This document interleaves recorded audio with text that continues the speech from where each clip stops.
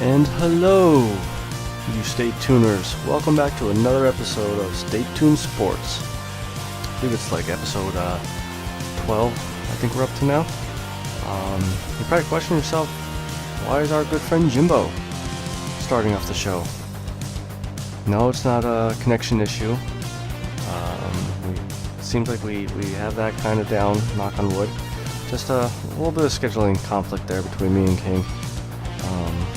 So he's not here this week. Hopefully he'll be back next week with myself. A lot to talk about. No, not really. I mean, it's kind of a quiet week other than preseason football being back. That was kind of exciting for myself. I got to watch my defending Super Bowl champion Eagles Thursday night a little bit. I watched the first half. A lot of games that night.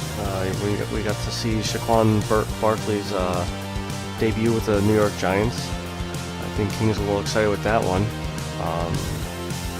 I know in the beginning he wasn't, but before we get into any of that stuff, you can go over to Twitter and follow us over there. You can follow me at Jimbo ST Sports, and then King, you can follow at King of Skunk Duck. And then as far as the show itself, you could follow us at ST Sports Podcast. Past couple weeks we've been doing a little bit of polls and stuff like that. We're trying to do some different things, and we did the Urban Meyer one last week about how do you guys think Ohio State will finish record-wise. Surprisingly, a lot of you guys, I think, was a winning record. Big bowl game, possibly playoffs. I don't know. I still don't think it. I think the black cloud is gonna follow them. But that's still going on at investigation. There's just earlier a couple things coming out now. New information, but maybe we'll save that topic for next week for when King's back. Me and King will dive into that if there's something new. But so preseason started full-blown start this past Thursday. You had the Giants play, the Eagles play, Buffalo against Carolina, Indy against Seattle. Pretty much all the teams started that week, that day. But Saquon Barkley, very first run of his first debut preseason game, 37-yard scamper, right up the middle, big hole and everything. I don't know if you guys follow King, but I know personally King wasn't a big fan. It wasn't that he wasn't a big fan. He was questioning about it. And I'll be honest, when Barkley got drafted by the Giants, I text King. I said, you guys finally have a run game since, Jesus, before Ron Dane probably even. So he's definitely gonna upgrade the Giants offense, and Eagles defense against that Giants offense is gonna be interesting. But as far as you Giants fans though, it was one run. Calm down. Maybe I'm saying it because I'm an Eagles fan, but it was one run, and against the Cleveland Browns. They're probably their backup players. I watched a little bit of the Eagles game. Nick Foles, Carson Wentz didn't start. I don't think Carson Wentz is going to play a down in preseason. Even Foles, maybe third game, I think he may play a couple snaps. I don't think he's going to play next game either. I think the Eagles are trying to get Nate Sudfeld, third string quarterback, some playing time in there to try to build him up to trade him either this year or next year, get something for him, because other than those 2 interceptions, he didn't look that bad. But our tight end, Dallas, I can never pronounce his name right, Goldberg. I'll tell you, I think I think that was going to be a really good pick for us. I think it's going to change the offense a little bit for the better. He may even bite into Zach Ertz's catches a little bit there. He's definitely, he's supposed to be Trey Burton's replacement, and I think he's definitely going to be a big upgrade over Trey Burton, which Trey Burton was good to begin with. But what other things happened during the preseason? Well, this topic that I'm going to talk about now, I got to see firsthand with the Eagles game.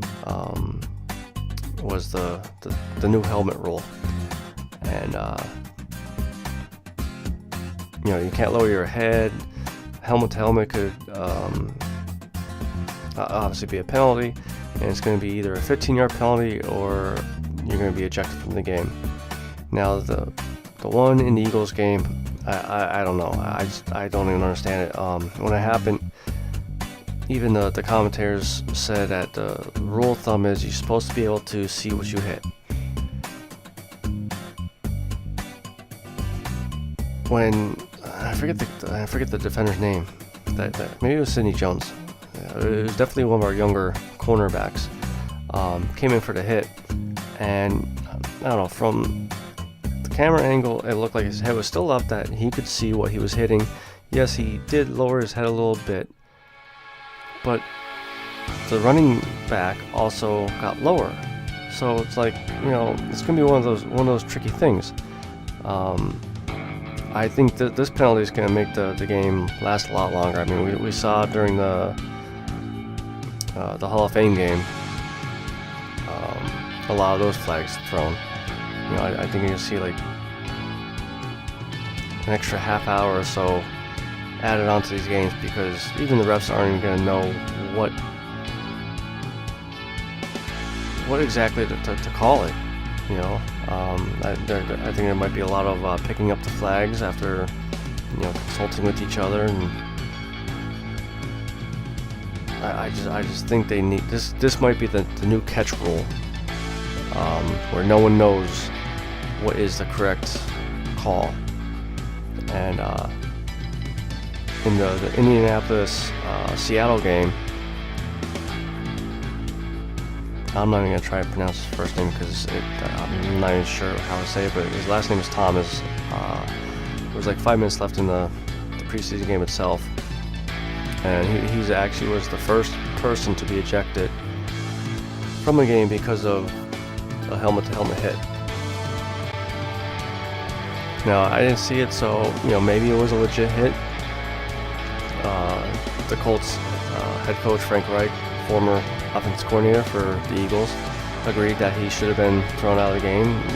Those hits should not be allowed in the game. Which, if it is a legit that, if you're legit putting your head straight down and leading with the helmet and all that stuff, yeah, then that definitely should be an ejection. But there's so much gray area with it that no one from, probably even Roger Goodell probably doesn't even know what it is, what the right call is. Before they start putting these new rules in because of the concussions and the concussion lawsuit and stuff like that, they really need to sit down and think, how are we going to explain this? How are we going to teach these players the right and wrong way to hit somebody, the safer way, and stuff like that? It just seems like they're so worried about being sued or players. I know last week the one Bears, I think it might have been the rookie, was afraid to sign his contract because of the helmet rule to begin with. It should have just been a lot more detailed and explained a lot better of what the correct penalty would be called, or correct hit, the way to hit somebody. But speaking of the Colts game, though, because I really don't want to get into too much of the helmet rule. I mean, we kind of talked about it a few episodes ago. You can go back on and listen to us, iTunes, and I believe we may be on Spotify now. All the big ones, you can catch all of the episodes. You can go back and listen to past episodes. But talk about the Colts game. Andrew Luck made his first appearance in 19 months, and you know what? I'm kind of happy for him. I've always liked him. He's a tough guy. He played on a lot of bad offenses, not even offenses, but behind bad offensive lines. And sure enough, this game alone, he got hit twice.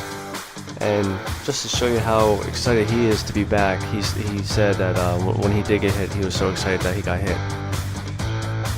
And typical sayings, he said, it was good to get hit to knock some of the rust off, to get the scares out of my head now that, okay, I got hit, I'm not hurt, I can keep moving forward. But, he had the shoulder surgery that kept him out all this time. Is he going to be the next Peyton Manning to kind of rejuvenate his career a little bit? Peyton Manning had the neck problem for about the same amount of time, about 2 years, and then the Colts decided to move on. He went to Denver and went on to win the Super Bowl, and didn't play that bad. I mean, throughout the whole year, yeah, he lost a little bit, but a little bit of strength, but he played good. So now Andrew Luck comes back as a young team. Unfortunately, he lost one of his rookie receivers, 6th round pick Kane, blew his ACL out. It's amazing how many of these football players blow out their ACLs anymore. And then another one was the rookie running back from Washington, the kid from LSU, Geis. But like when I saw him do his, I really thought he just a sprained knee or something like that. I didn't think it was full blown. But getting back to Andrew Luck though, I think the last time he played, he had Reggie Wayne there, and Jeff Saturday was the center. A lot of those old timers moved on, and here he is coming back, trying to give it one last go.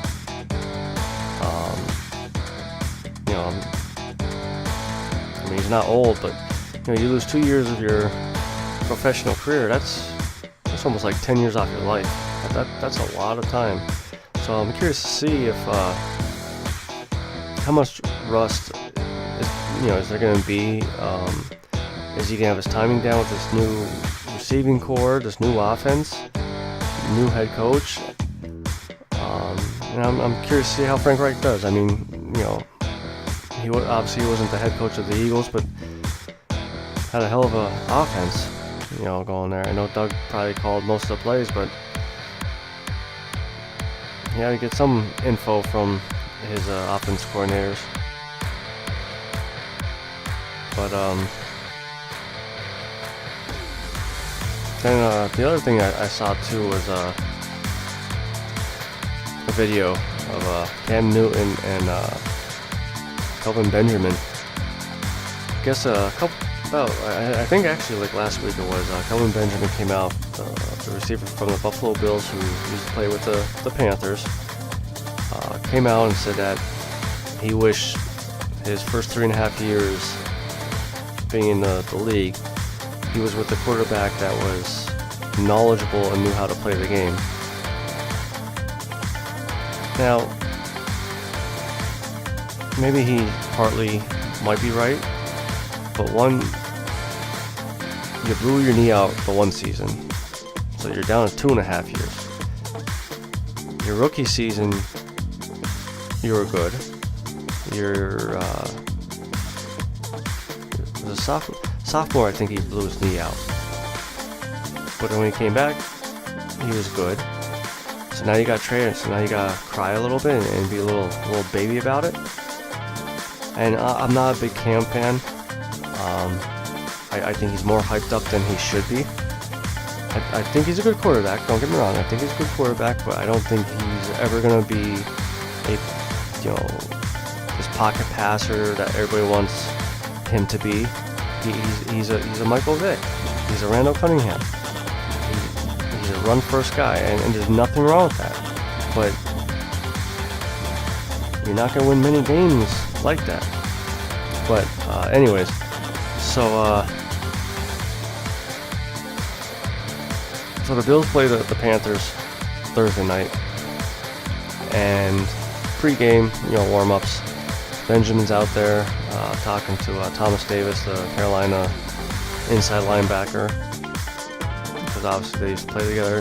They're cracking it up, they're laughing and everything, and here comes Cam Newton strolling over, kind of like nose up in the air, like he knew something was gonna be said or was gonna be done, and he started talking to Benjamin, and because see Thomas Davis was like, all right, come on guys, let's calm it down here, let's be friends. And Cam kind of waved them off and said, no, you go away, let me talk to him. And Thomas Davis walked away, went away. And I'll give Cam credit, he tried to shake Benjamin's hand, but Benjamin wanted nothing to do with it. So then Cam Newton followed him for the next, I would say, 5-10 minutes, all around the field, trying to talk to him about probably what Benjamin meant, and said. And finally got to a point where Cam finally gave it up and just waved him off and said, you're not worth the time and this and that, the other thing. But this part of it, I gotta take Cam's side. At least Cam was man enough to go out there and, in a way, hash it out, talk it out. Maybe see what they could do, maybe be friends again or whatever. And then here's Benjamin wanting nothing to do with it. And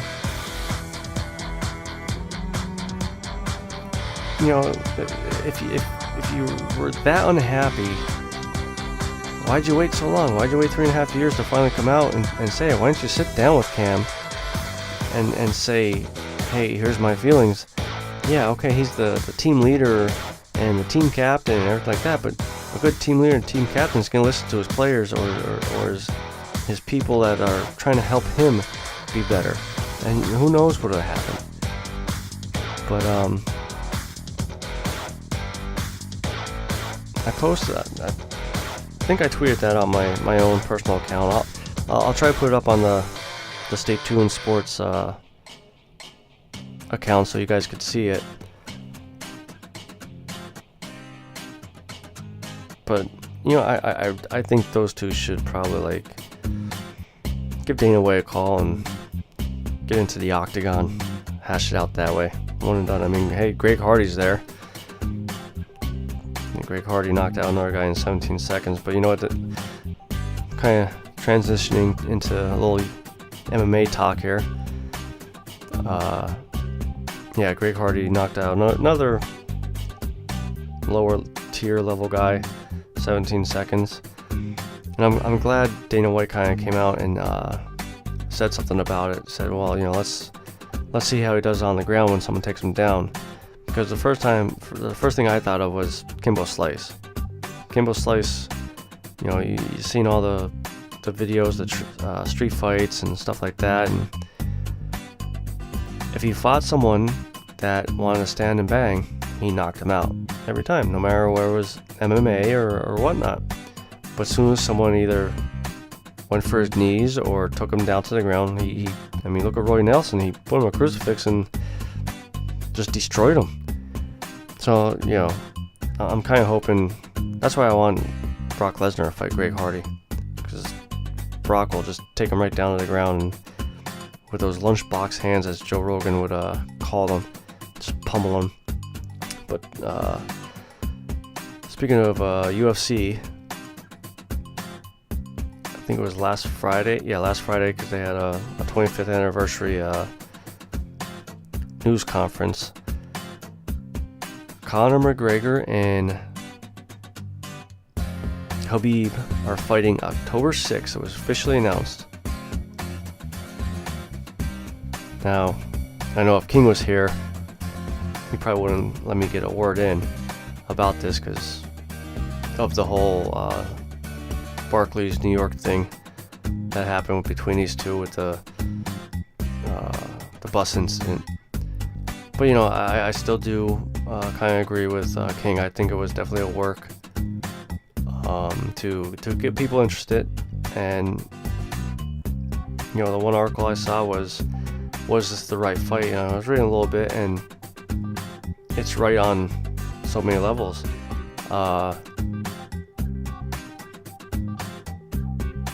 Fight-wise, it's a classic matchup of a grappler versus boxer. Money-wise, this could top any type of pay-per-view fight. Even Brock Lesnar's against Randy Couture. I think that was the biggest one for Brock. You know, you got the heated rivalry. Conor's coming back after 2 years because last year, you know, remember he fought Floyd Mayweather, which, you know, a lot of people said it was a joke, and Floyd carried him and stuff like that. I'm sorry, if Floyd carried him, then he's a dumbass, because why would you take a chance of getting punched? You know, if you're that much better and you're going to carry him, and why would you let him punch you? But, you know, Conor got, you know, a life-changing payday. He made so much that fight, he doesn't even have to come back to fight this. But they fight October 6th in Las Vegas. I know 2 episodes ago, when Conor was in court and, you know, agreed to the plea deal, I said, you know, I'm hoping for the Russian to win. Surprisingly, the Russian is a favorite for this fight. I still see Conor as the favorite, though. I mean, if Khabib takes him down, yes, we all know Conor has no ground game, no wrestling. He's not very good with wrestling. We saw that with Chad Mendes. But if Khabib comes in with his head too far out there, one quick uppercut could finish it. And I don't see us going 5 rounds. I think this is going to be 2 or 3 rounder. Either Khabib's going to pound him out, or Conor's going to knock him out. And they're still adding some fights to it, so I'm curious to see what fights get added to it. I'm actually surprised that they're making it October 6th, though. I thought they would make this like a New Year's Eve fight or something. I mean, the 2 biggest ones are New Year's Eve and Super Bowl weekend. They always try to stack those cards.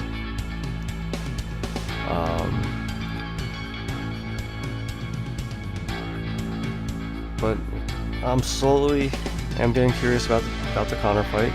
I don't know how you guys feel about it. Maybe I know we said a couple weeks ago we would post it, but maybe this week I'll try to post it about, you know, how interested are you guys, or how's it gonna finish. The other thing coming up in 2 weeks, I'm excited for bare knuckle boxing. My girl Beck Rawlings is the first women's champion for bare knuckle boxing. She's putting her belt on the line. I forget against who. But this card seems like it's starting to fill up a little bit more with UFC fighters. You got Chris Lytle. I know I saw Chris Lieben, but he's on a different promotion for bare knuckle boxing, which I was a little upset because I used to like Chris Lieben. I used to call him a zombie. Whenever he got knocked down his feet, that's when you gotta get worried, because he just starts throwing haymakers and not even care. But that's in 2 weeks. Hopefully King comes up for that for his birthday weekend.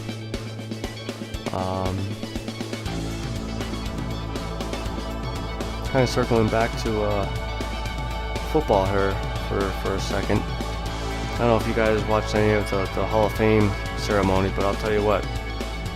Now, I'm not saying this as an Eagles fan. Brian Dockett's had me ready for war. I mean, I would love to go to just one of his speeches, like just, his half-hour long talks or whatever like that. There was so much I didn't know about him with his depression throughout his career, and just his 10-15 second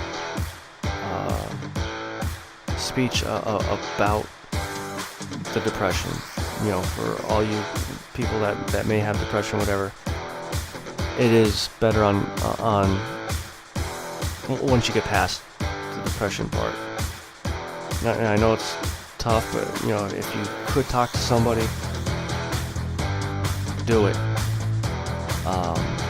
Dawkins, if it wasn't for his wife and the defensive coordinator at the time, Emmett Thomas, we would never got to see him. His rookie season he was talking about. And so anybody with that type of disease, please talk to somebody, talk to a friend, family members, anybody. Don't hold it in. I know it's tough, but pull up the Brian Dawkins video, and that video alone will inspire you to fight this disease. Kind of getting a little bit lighter here though. The one cool thing I did like about his speech when he was talking about going through those dark times, he looked out to the crowd, and his wife was out there, and he said, "Hon, I wouldn't be here without you." He goes, "I got my golden jacket." He goes, "So I got you something myself." And I don't know if it's a family member or a friend or what, was sitting behind his wife, and he asked his wife to stand up. She stood up, and the person behind her stood up. He had a customized golden shawl made for her and put it on, so like she was part of the Hall of Fame. And I won't lie, there was a lot of dust in the air when I was watching him. But he still brought that same intensity that he brought on the field. Now, he wasn't the only one I watched. I watched Brian Urlacher a little bit. His speech was really, really good too. Again, praising his wife, his kids. I turned it on when Beathard was getting inducted, because I got home a little bit late. But once Dawkins talked, I was done, because I didn't really want to hear Ray Lewis or Randy Moss, but from what I was seeing, it sounded like Doc stole the show with his speech and broke the microphone stand. That was pretty funny. But that's gonna do it for this week. Hopefully next Thursday, me and King will be able to sit down and record an episode for you. Unfortunately, this one was coming out a day later. We're always going to try to do that Thursday or Friday, dropping it. But this week was, like I said, scheduling conflicts. That's why we had to do a little bit later this time around. So you can follow me on Twitter at Jimbo ST Sports. You can follow King at King of Skunk Duck. And then you could also follow the show at ST Sports Podcast on Twitter. You can like and share us on Facebook.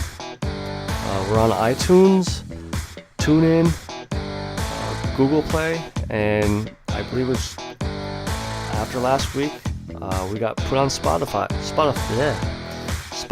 Sorry about that. So you could check us out anywhere there. And if there's any other platforms you want us to be added to, don't be afraid to send us a tweet or a message on Facebook, and we'll get on there too. We're all about you guys. So this is your good friend Jimbo. See you guys next week.